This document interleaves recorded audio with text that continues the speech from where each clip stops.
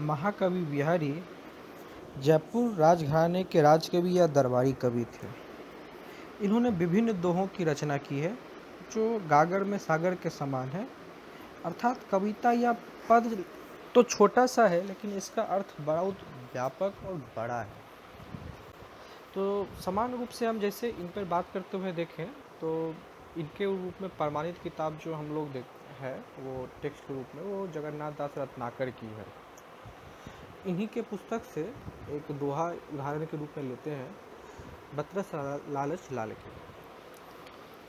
दोहा है, बतरस लालच लाल की मुरली धरी लुकाए, सोह करे मोहन हंसे देन कही नट जाए।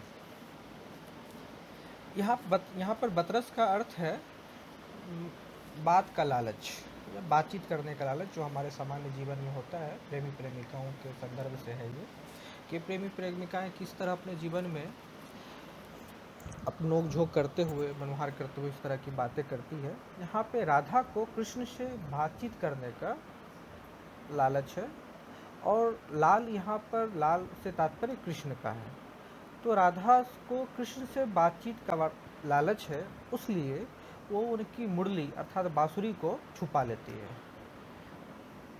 बांसुरी के छुपा लेने के बाद कृष्ण को अपनी बांसुरी ढूंढ रहे हैं।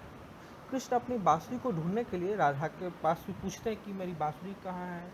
इस संदर्भ में वो सोह करते हैं, शपथ लेते हैं।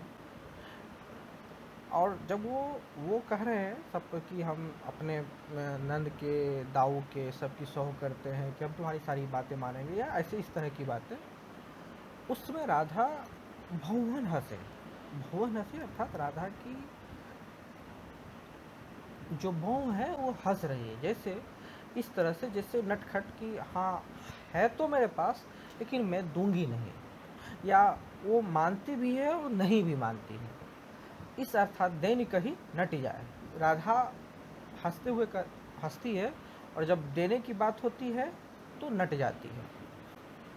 यहाँ पे सौ का दो तात्पर्य होता है, सौ पर ध्यान देने की जरूरत रहती है विशेष, कि एक तो सौ कृष्ण भी मान सकते हैं, दूसरा इस कविता में जो अर्थ बन रहा है वो सौ राधा भी कर सकती है। मतलब कि जैसे राधा कृष्ण को छेड़ती है कि उंगली बांसुरी छुपा लेती है, और जब कृष्ण मांगते हैं तो राधा मुंह से बोलती है, शपथ लेती है, शपथ जैसे कि नहीं नहीं नहीं मैं कसम खाती हूँ कि मैंने तुम्हारी बांसुरी नहीं ली है। मुंह से तो ये बोल रही है पर भाव से अर्थात तो वो धीरे से हल्की सी मुस्कान आती है, भवन हंसे। वो हंस मुस्कान में बताती है कि नहीं मैंने ही तुम्हारे लिए है। और ये कृष्ण को जवाब है कि कृष्ण को पता चल जाता है कि नहीं इसी ने ली है, और इसके कारण क्या वो बार बार मांगेंगे और कृष्ण राधा बार बार मना कर देगी। तो ये वार्तालाप का जो प्रेम कीड़ा है वो लगातार चल रहा है। यही इस पूरे कविता का मूल अर्थ है।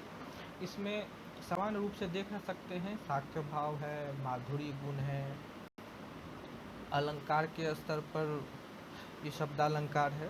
ठीक है, सोह पर हम लोग अर्थालंकार भी कर सकते हैं कि अर्थ चिपका हुआ है, इसको दो अर्थों में भी देख सकते हैं। ये इसकी विशेषता है।